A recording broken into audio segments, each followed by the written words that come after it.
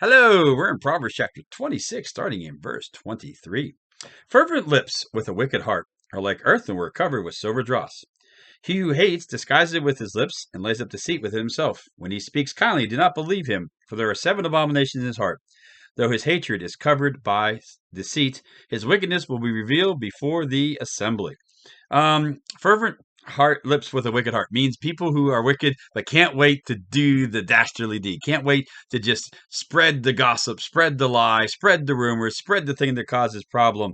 And they don't even disguise, and he hates people, but he disguises with his lips, means he looks nice to you in the front, or she, and says nice things, but behind your back they're putting the knife in your back.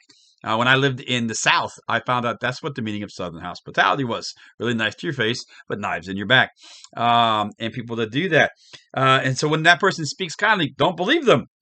And there are seven abominations in his heart, though his hatred is covered by deceit, meaning he hates you or she hates you, whoever it is, but they're lying to your face. So use discernment, use the gift of discernment, one of the spiritual gifts. But here's the thing. And when you do reveal that wickedness, it says don't keep it secret. Reveal it to the assembly so he can't do it to every other person. Now, with that being said, you don't just go off half-cocked. You need to have proof. You need to have taken it to the elders. You need to follow the biblical model for things. Go to one-on-one, then bring someone else, and then tell it to the whole assembly, so the whole assembly does not get ruined in the process. And you might say, well, why is that important? Matthew 18:15-17 here. It says just go ahead and reveal it. Because what if the person isn't really wicked? Maybe they just heard it wrong. Maybe there's something wrong. So go through the process of Matthew 18:15, then bring someone else with you. And then if they don't hear anybody and they're still doing the nice to the face, but the knives in the back, then you do need to share it with the assembly so the assembly is saved.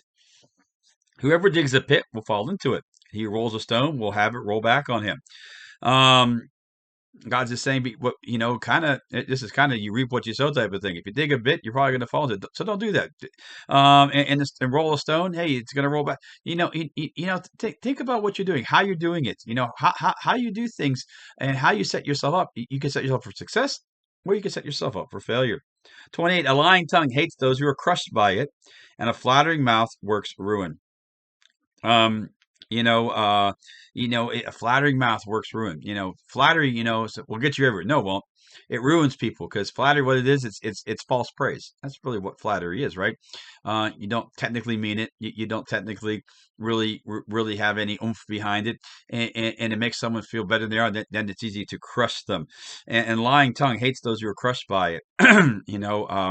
And why is that? Because a lying tongue crushes people. But when people get lied about, they come back on that person. So here's the deal. Don't lie. Don't give anybody a reason to come back on you. Don't give a reason somebody to be mad at you. And remember, when you tell the truth, you don't have to defend it. God will defend you all the time. Chapter 27, verse 1. Do not boast about tomorrow, for you do not know what a day may bring forth. Here's the deal. God's saying, hey, remember, all you really have is this moment in time.